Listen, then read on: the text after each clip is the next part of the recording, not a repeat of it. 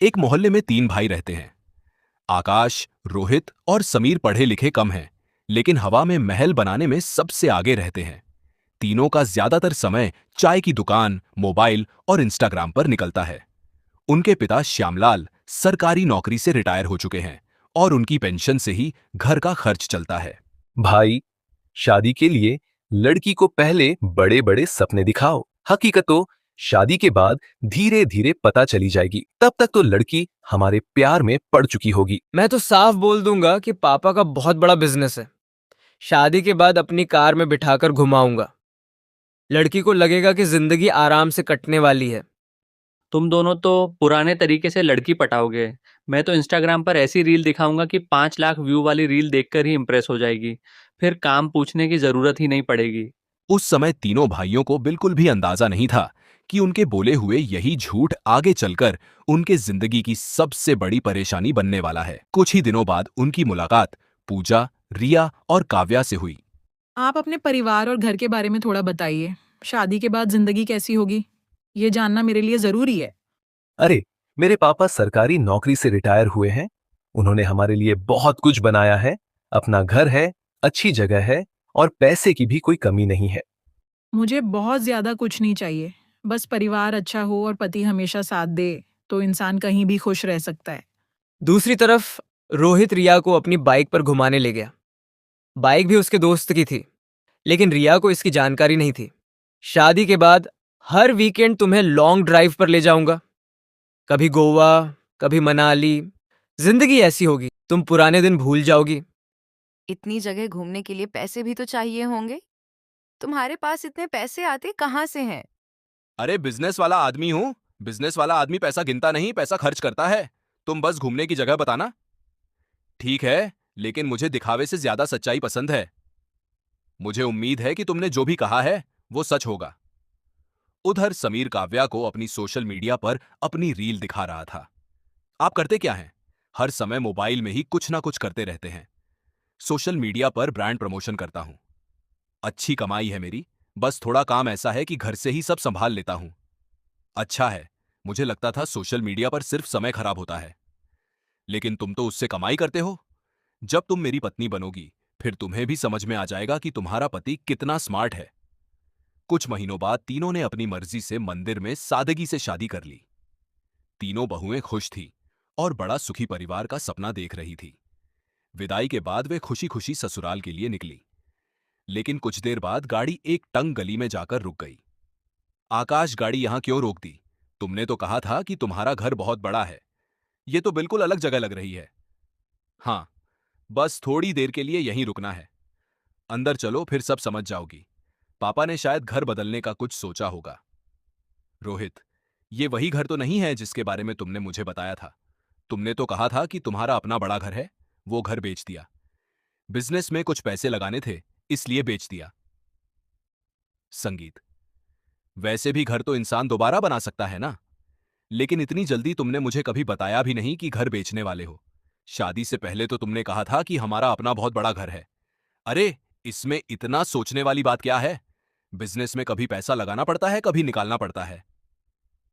कुछ समय की बात है, फिर इससे भी अच्छा घर होगा। तीनों बहुएं चुप हो गई। सामने 2 कमरों का पुराना किराए का मकान था। दीवारों पर सीलन थी और घर के बाहर बने एक छोटे से बाथरूम को दूसरे किराएदार भी इस्तेमाल करते थे। तभी ऊपर से मकान मालिक की आवाज आई, श्यामलाल जी, इस महीने का किराया समय पर दे दीजिएगा। पिछले महीने की तरह देर हुई तो इस बार घर खाली करा दूंगा। आकाश, ये किराए का घर है। तुमने तो कहा था कि यह तुम्हारा अपना घर है। पूजा, अब बात मत बढ़ाओ। हाँ, अंदर चलो। संगीत, बाद में सब समझा दूंगा। तुमने भी मुझसे यही कहा था कि तुम्हारे पास अपना घर है। अगर घर बेच दिया था तो मुझे पहले क्यों नहीं बताया? मैंने कहा था ना, बिजनेस में पैसा लगाना पड़ता है। अब शादी हो गई है तो बार बार वही बात करके क्या फायदा? समीर, तुमने भी मुझसे झूठ बोला था। तुमने कहा था कि तुम्हारी अच्छी कमाई है। अब मुझे समझ नहीं आ रहा है कि तुमने मुझसे आखिर सच क्यों छुपाया। काव्या, सब ठीक कर दूंगा मैं। बस थोड़ा समय दे दो। अभी सबके सामने बात मत करो। तीनों बहुएं एक दूसरे का चेहरा देखने लगती हैं। तभी घर के अंदर से आवाज सुनकर श्यामलाल और कमला बाहर आते हैं। अपने तीनों बेटों को बहुओं के साथ देखकर दोनों एक पल के लिए हैरान हो जाते हैं।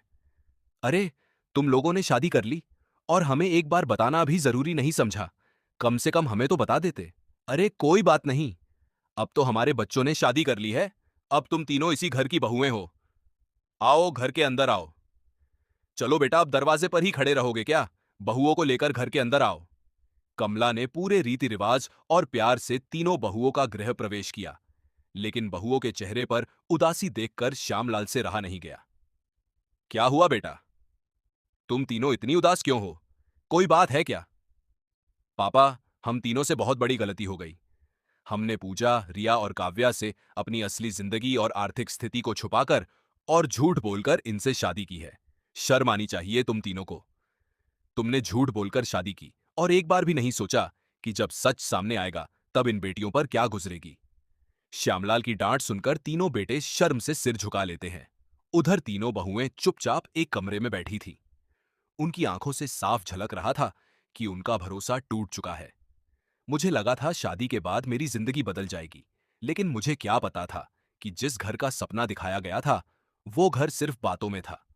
मुझे सबसे ज्यादा दुख इस बात का है कि हमने अपने पतियों पर भरोसा किया। अगर सच पहले पता होता तो शायद हम शादी से पहले ही सोच लेते कि हमें क्या करना है। अभी सब खत्म नहीं हुआ है। घर छोटा है, मुश्किलें हैं, लेकिन शायद समय के साथ सब ठीक हो जाए। हमें संगीत थोड़ा इंतजार करना चाहिए। तुम सही कह रही हो पूजा, लेकिन मुझे नहीं पता कि हमारे पास इंतजार करने के अलावा बचा क्या है। बस एक बात है, हम तीनों एक दूसरे का साथ नहीं छोड़ेंगे। चाहे जो हो जाए, कम से कम हम अकेले तो नहीं हैं। हाँ, ये बात पक्की है। जो भी होगा हम तीनों मिलकर सामना करेंगे। तीनों बहुएं देर रात तक एक दूसरे का हौसला बढ़ाती रहीं। इसी तरह बातों बातों में रात बीत गई। अगली सुबह सूरज निकलने से पहले ही कमला की आवाज से तीनों बहुओं की नींद खुल गई। बहुओं, जल्दी उठो बेटा, पानी भरने जाना है। थोड़ी देर हुई तो नल पर बहुत लंबी लाइन लग जाएगी। अभी तो ठीक से उजाला भी नहीं हुआ है माँ जी। इतनी सुबह पानी भरने जाना पड़ता है क्या? बेटा, यहां पानी का यही इंतजाम है। देर करोगे तो आधा दिन लाइन में निकल जाएगा। चलो। संगीत, आज तुम लोग भी देख लो। तीनों बहुएं पहली बार बाल्टियां लेकर सरकारी नल पर पहुंची। वहां पहले से 2025 लोग लाइन में खड़े थे। नहीं बहुएं लगती हो, पहली बार आई हो ना? आदत डाल लो। यहां रोज ऐसे ही पानी भरना पड़ता है। रोज इतनी लंबी लाइन लगती है। घर में पानी का कोई और इंतजाम नहीं है। बहू, यहां पानी भी किस्मत से मिलता है। जब तुम्हारा नंबर आए तब तक धैर्य रखना सीख जाओगी। करीब 1 घंटे बाद तीनों वापस लौटी, लेकिन घर के बाहर बने बाथरूम के सामने पहले से 5 लोग खड़े थे। माँ जी, यहां इतनी भीड़ क्यों लगी है? हम तो समझे थे कि बाथरूम सिर्फ हमारा है। बेटा, यह मकान किराए का है। बाहर का बाथरूम सब किराएदार इस्तेमाल करते हैं। इसी से काम चलाना पड़ेगा। तो सुबह पानी की लाइन, फिर बाथरूम की लाइन और इसके बाद घर का काम। हाँ बेटा, यही जिंदगी है यहाँ की। कुछ दिनों में तुम्हें भी इसकी आदत संगीत हो जाएगी। माँ जी, ये तीनों अभी तक सो रहे हैं। इन्हें काम पर नहीं जाना। काम होता तो जाते बेटा, मतलब ये कोई काम नहीं करते। काश करते बेटा, काश मेरे बेटे जिम्मेदारी समझते। तुम्हें ये सब शादी से पहले पता होता तो शायद आज तुम्हें इतना दुख नहीं होता। कमला की बात सुनकर तीनों बहुएं एक दूसरे का चेहरा देखने लगी। कुछ दिन बाद तीनों बहुओं की पहली रसोई की रस्म रखी गई। रसोई इतनी छोटी थी कि एक समय में सिर्फ एक बहू ही अंदर खड़ी हो सकती थी। बेटा, आज पहली रसोई है, थोड़ा जल्दी जल्दी काम कर लो। सबके लिए खाना भी बनाना है और रस्म भी पूरी करनी है। ठीक है माँ जी, मैं सब्जी काट देती हूँ। रिया, तुम आटा गूंथ लो, मेरा तुम सब्जी बना देना। ठीक है, लेकिन इस छोटी सी रसोई में हम तीनों कैसे काम करेंगे, ये आज पता चल जाएगा। अगर छोटी है तो क्या हुआ, हम तीनों मिलकर खाना बनाएंगे। आज की पहली रसोई है, इसे यादगार तो बनाना ही है। माँ जी, गैस बहुत धीमी हो गई है, लगता है सिलेंडर खत्म होने वाला है। बेटा, आज धीमी कर दो, अगले हफ्ते सिलेंडर भरवाएंगे। अभी इसी से काम चला लो। लेकिन माँ जी, खाना कैसे बनेगा? अभी तो आधा काम भी नहीं हुआ है। कोशिश करो बेटा, पहली रसोई है, किसी तरह आज का दिन निकल जाए। तभी बिजली चली गई। छोटी सी रसोई में गर्मी और धुएं से तीनों का बुरा हाल हो गया। माँ जी, यहां तो सांस लेना भी मुश्किल हो रहा है। एक साथ 3 लोग खड़े होते हैं तो जगह ही नहीं बचती। खांसने की आवाज, हंसी, अचानक जोर से सांस लेने की आवाज। यहां तो ठीक से सांस लेना भी मुश्किल हो रहा है। फिर भी आज पहली रसोई, इसलिए खाना तो बनाना ही पड़ेगा। हम थोड़ा थोड़ा करके काम कर लेते हैं। आज की रसोई चाहे जैसी हो, हम कोशिश पूरी करेंगे। इतनी जल्दी और परेशानी में दाल में नमक ज्यादा पड़ जाता है। कुछ रोटियां भी जल जाती हैं। हमारी पहली रसोई ऐसी होगी मैंने कभी नहीं सोचा था। लोग अपनी पहली रसोई की तस्वीरें संभाल कर रखते हैं और हम तो ठीक से खाना भी नहीं बना पाए। मुझे लगता है सब हमारा मजाक उड़ाएंगे। पहली बार ससुराल में खाना बनाया और सब कुछ खराब कर दिया। वो गलती हमारी नहीं है। हमने पूरी कोशिश की है। बस हालात हमारे साथ नहीं थे। बेटा, तुम्हें इस घर में बहुत तकलीफ हो रही है, ये सोचकर मुझे बहुत दुख होता है। मां जी, हमें आपसे कोई शिकायत नहीं है। अब जो भी होगा हम सब मिलकर संभाल लेंगे। हाँ मां जी, घर छोटा है तो क्या हुआ? अगर हम साथ रहे तो शायद एक दिन सब बदल सकता है और उस दिन हम अपनी पहली रसोई को याद करके रोएंगे नहीं, बल्कि हंसेंगे। दिन गुजरते गए। अब तीनों बहुओं की जिंदगी एक जैसी हो चुकी थी। सुबह पानी की लाइन, फिर बाथरूम की लाइन, उसके बाद घर की सफाई, खाना बनाना और कपड़े धोना। सुबह से पानी भरते भरते कमर टूट जाती है। उसके बाद खाना, सफाई और कपड़े। दिन कब खत्म होता है पता ही नहीं चलता। और अगर बाथरूम जाना हो तो पहले लाइन में खड़े रहो। कभी कभी लगता है हम घर में नहीं किसी स्टेशन पर रह रहे हैं।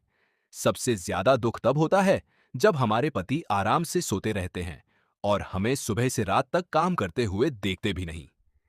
एक दिन सुबह से बाथरूम की लाइन लंबी थी। काव्या ने काफी देर तक अपनी जरूरत रोक कर रखी। दोपहर तक उसकी तबीयत बिगड़। मेरा तुम्हारा चेहरा इतना पीला क्यों पड़ गया है? तुम सुबह से कुछ ठीक नहीं लग रही हो। दीदी, बहुत तेज दर्द हो रहा है। सुबह से रुक कर रखा था, अब सहन नहीं हो रहा। मुझे डॉक्टर के पास ले चलिए। माँ जी, जल्दी आइए। काव्या की हालत ठीक नहीं लग रही। हमें अभी इसे डॉक्टर के पास लेकर जाना होगा। परिवार किसी तरह काव्या को डॉक्टर के पास ले आया। जांच के बाद डॉक्टर ने साफ शब्दों में समझाया, अपनी ज़रूरत को बार बार रोकने की आदत मत डालिए। इससे आगे चलकर बड़ी परेशानी हो सकती है। इन्हें आराम दीजिए और समय पर बाथरूम जाने की सुविधा मिलनी चाहिए। डॉक्टर साहब, हमारे घर में एक ही बाथरूम है और वो भी बाहर है। घर में बाकी किराएदार भी उसे इस्तेमाल करते हैं। मैं आपकी मजबूरी समझता हूँ, लेकिन शरीर की ज़रूरत मजबूरी नहीं समझती। जितना हो सके इनके लिए बेहतर इंतज़ाम कीजिए। घर लौटते समय तीनों बहुएं चुप थीं। रास्ते के मोड़ पर आकाश, रोहित और समीर अपने दोस्तों के साथ हंसते हुए खड़े थे। देख रही हो, हमारी हालत खराब हो रही है और इन्हें देखो, इन्हें तो जैसे कुछ पता ही नहीं। हमने कैसे लोगों पर भरोसा कर लिया। शादी से पहले इन्होंने हमें सपने दिखाए और शादी के बाद हमारी तकलीफ भी नहीं देख पा रहे हैं।